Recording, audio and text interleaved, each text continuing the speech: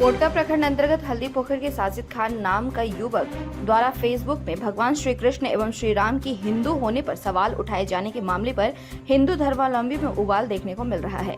इस मामले को लेकर हिंदू धर्मावलंबियों ने कोवाली थाने में एक लिखित शिकायत करते हुए साजिद खान के ऊपर अविलंब कार्रवाई करते हुए गिरफ्तारी की मांग की है।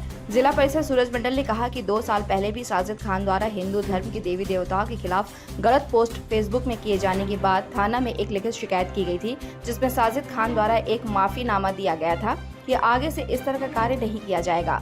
इसके बाद फिर से इस तरह हिंदू धर्म के खिलाफ पोस्ट किया गया है।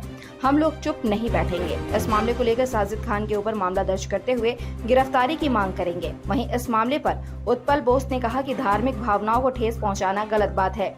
हिंदू धर्म की देवी देवताओं में हिंदू होने का सवाल पैदा करना धार्मिक भावना को ठेस पहुँचाना है। इस मामले को लेकर हम सब एक लिखित आवेदन देते हुए मामला दर्ज करते हुए इस पर कड़ी से कड़ी कार्रवाई करने की मांग की है।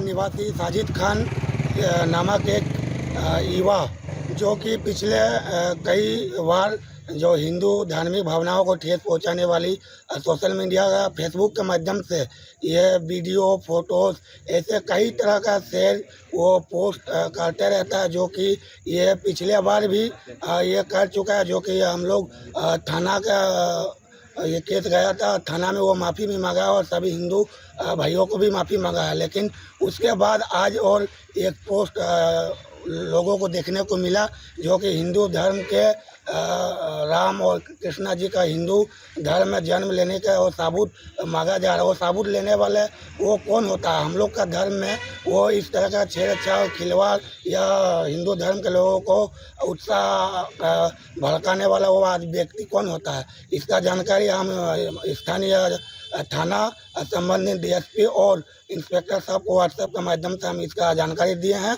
और हल्दी पोखर वासियों का कहना है कि हम लोग उसको लिखित रूप से उसका शिकायत करेंगे और दोषी जो भी है ये बार बार ना हो, इसके लिए उसको उचित कानूनी कार्रवाई किए जाने के आग्रह करेंगे प्रशासन की तरफ से।